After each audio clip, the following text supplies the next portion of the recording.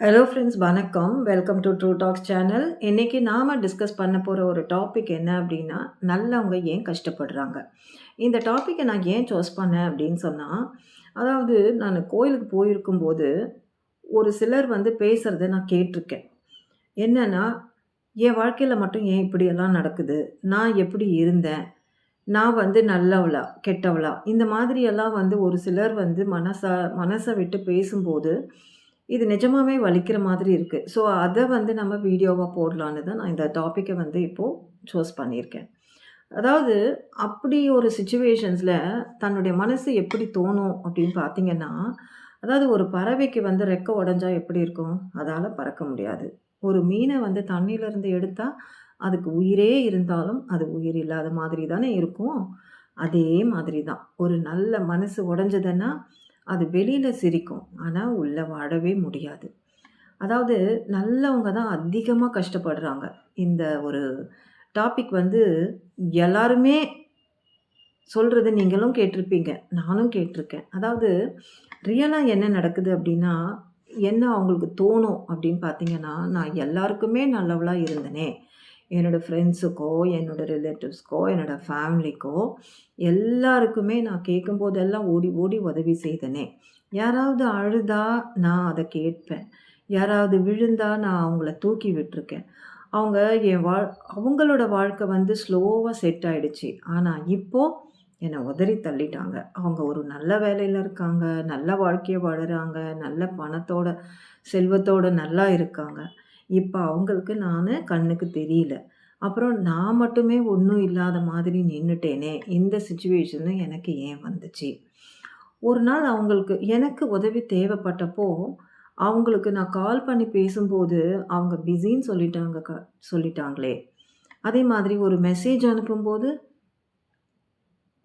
பார்த்துட்டும் பார்க்காத மாதிரி ரிப்ளை பண்ணாம விட்டுட்டாங்களே! அந்த ஒரு செகண்டு மனசுல எல்லாருக்கும் எப்படி இருக்கும்? நான் ஒரு தேவையில்லாதவனா? தேவையில்லாதவளா? அப்படி தானே தோணும். இனிமே நம்ம மாறணும் அப்படின்ற எண்ணம் தானே எல்லாருக்குமே வரும். கண்டிப்பா. ஒரு நாள் வரும். அதாவது நான் எல்லாருக்குமே நல்லவளா இருந்தது வந்து ஒரு தப்பா? அப்ப நான் வந்து யாருக்காவது உதவின்னு கேட்கும்போது, நான் மனசாட்சி இல்லாதவ மாதிரி, நான் பேசாம அவங்கள இக்னோர் பண்ணிட்டுருக்கணுமா? அப்படிதானே நெனைக்கணும். நெனைக்க தோணும். அதாவது, அது வந்து நம்ம எதுக்காக அப்படின்னு சொல்லி பார்த்தோம்னா, கடவுள் வந்து நமக்கு ஒரு நல்ல பாடத்த கற்பிக்கிறதுக்கு தான் இப்படி ஒரு சிச்சுவேஷன்ஸ் எல்லாம் நமக்கு குடுத்துருக்காரு அப்படின்னு நம்ம நெனைக்கணும். அதாவது நீங்க உதவி பண்ணவங்களே உங்கள இக்னோர் பண்ணும்போது, அது கஷ்டமா இருக்காது. அது ரொம்ப அழுத்தமா இருக்குன்றது வந்து புரியுது. அதாவது யாராவது உங்கள காயப்படுத்திட்டாங்க அப்டின்னா, அத விட கஷ்டம் வந்து வாழ்க்கையில பெருசு கிடையாது. நீங்க காப்பாத்துனவங்களே உங்கள விட்டு விலகி போயிருப்பாங்க. அந்த டைம்ல வந்து எப்படிப்பட்டவங்களுக்கும் கண்ணீர் வராது. மனசு அப்படியே உள்ள உடைஞ்சிரும். நீங்க கேட்க ஆரம்பிப்பீங்க. உங்க மனசுலயே நீங்க கேட்க ஆரம்பிப்பீங்க. நான் வந்து ஒரு தேவையில்லாத ஒரு ஆளாயிட்டேன் இப்போ. அதாவது ஒரு என்னது என்ன வந்து ஒரு தள்ளி வைக்கிற கூடிய இடத்துல நான் இப்ப இருக்கனே! நான் வந்து செய்திருக்க கூடாதோ! அப்படின்னு. அப்படி நினைக்கும்போது என்ன ஆயிடும்? ஜனங்க கிட்ட, மக்கள் கிட்ட பேசுறது வந்து பேச்சு குறையும். எக்ஸ்பெக்டேஷன்ஸ் வந்து கண்டிப்பா குறையும். ஆனா வலி குறையுமா?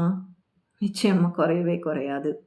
அதாவது அதுல ஒரு டீப் ட்ரூத் என்ன அப்டின்னா, நல்லவங்க கஷ்டப்படுறாங்க.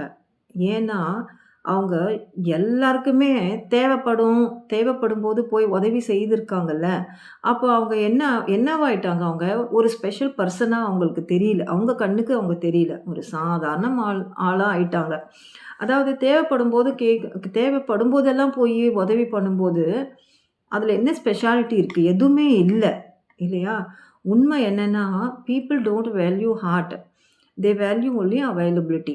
அத தான் நாம வந்து புரிஞ்சுக்கணும். அதாவது நீங்க இல்லாத போது தான் உங்களோட மதிப்பே வந்து அவங்களுக்கு தெரியும். அப்போ நம்ம என்ன புரிஞ்சுக்கணும்? நீங்க என்ன புரிஞ்சுக்கணும்? நான் என்ன புரிஞ்சுக்கணும்? அப்படின்னு சொன்னா, கடவுளோட உண்மை. கடவுள் வந்து நம்மள தண்டிக்கல. அவர் வந்து ஒரு நல்ல லெசன வந்து நமக்கு சொல்லிக் கொடுக்குறாரு. என்ன சொல்றாரு அப்படின்னா, "உனக்கு வந்து நல்ல மனசு இருக்குது. அது யாருக்கு கொடுக்கணுன்றது வந்து நீ கத்துக்கோ." அதாவது ஒரு பாடம். "நீ எல்லாருக்கும் நல்லவளா இருக்காத, நல்லவனா இருக்காத." அப்படின்ற பாடத்த தான் நம்ம கத்துக் குடுக்குறாரு. அதனால நம்ம வந்து வாழ்க்கையில கஷ்டப்படவே தேவை கிடையாது. ம். அதாவது ஆண்டவன் இருக்கான்னு சொல்லி ரஜினி சார் சொல்லுவாருல்ல, அந்த மாதிரி தான். அதனால கஷ்டமே படாதீங்க. எப்பவுமே கெட்டவங்களே இந்த காலத்துல நல்லா இருக்கும்போது, நல்லவங்க ஏன் கஷ்டப்பட போறாங்க? அதுக்கான நேரம் கண்டிப்பா வரும். அதாவது நான் அப்படி நெனைக்கும்போது நான் உங்களுக்கு சைக்காலஜிக்கல் டெஸ்ட் மாதிரி ஒண்ணு சொல்றேன் நானு. அதாவது 2 கேள்வி உங்க மனசுல நீங்க கேட்டுக்கோங்க. என்னன்னா, யாருக்காவது நீங்க உதவி செய்யறதுக்கு முன்னாடி, ஃபர்ஸ்ட்டு ஒரு கேள்வி கேட்டுக்கோங்க. என்ன அப்டின்னா, நான் இந்த மனுஷனுக்கு உதவி பண்றேனே, இந்த யாராவது இருக்கட்டும் அது. இவங்களுக்கு நான் உதவி பண்ணணும்னு நெனைக்கும்போது, இவங்க என்னுடைய உதவிய உண்மையாலுமே மதிப்பாங்களா? என்ன நெனச்சு பாப்பாங்களா? அப்படின்னு இந்த 2 கேள்விய உங்க மனசுல நீங்க கேட்டுக்கோங்க. அப்படி நீங்க கேட்கும்போது, உங்க மனசுல இல்ல அப்படின்ற எண்ணம் வந்ததுன்னு வச்சுக்கோங்க, இக்னோர் பண்ணிடுங்க. கண்டிப்பா. ஏன்னா, நம்மளுடைய ஒ எமோஷன்ஸ மதிக்காதவங்களுக்கு, நம்மளோட அவைலபிலிட்டி அவங்களுக்கு கண்டிப்பா தேவை கிடையாது. புரியுதா? ஸோ, அதனால யாருக்கு எப்போ உதவி பண்ணணுமோ, அப்ப மட்டும் நம்ம பண்ணா போதும். எல்லாருக்குமே நம்ம உதவி இனிமே தேவையில்ல அப்படின்னு நெனச்சுக்கோங்க. அதாவது 3 விஷயத்த மட்டும் கத்துக்கோங்க. என்ன அப்படின்னு சொன்னா, அ நான் எப்பவுமே ரெடியா இருந்தேன். அதனால தான் நான் ஒரு ஸ்பெஷல் பெர்சனா இல்லாம போயிட்டேன். அது ஒண்ணு நீங்க கத்துக்கலாம். இன்னொன்னு 2வது என்ன அப்டின்னா, நான் என்ன முக்கியமா நான் நெனைக்கவே இல்ல. மத்தவங்கள தான் முக்கியமா நெனச்சேன். அவங்கள ஃபர்ஸ்ட்டு வச்சேன். அதனால தான் இன்னைக்கு நான் லாஸ்ட்ல போயிட்டேன் அப்டின்றது. 3வது என்ன அப்டின்னு சொன்னா, தவறானவர்களுக்கு நாம நல்லவங்களா இருக்கக்கூடாது. நம்பள நாமே காயப்படுத்திக்க கூடாது. இது 3த்த மட்டும் நீங்க தெரிஞ்சுக்கோங்க. இது வந்து உண்மையாலுமே ஒரு நல்ல விஷயங்கள். இதெல்லாம் தெரிஞ்சுக்கிட்டோமானா, இனிமே வந்து நம்ம மனசு வலிக்க தேவையே இல்ல. நான் மாறல. அதாவது என்னன்னா, நான் மாறல. நான் வந்து நல்லவ தான். நான் யாருக்கு நல்லவளா இருக்கணுன்றது இதன் மூலியமா நான் தெரிஞ்சுக்கிட்டேன். இதுதான் ஒரு முக்கியமான ஒரு க்ளோஷரா நம்ம வாழ்க்கையில நம்ம நெனச்சுக்க வேண்டியது.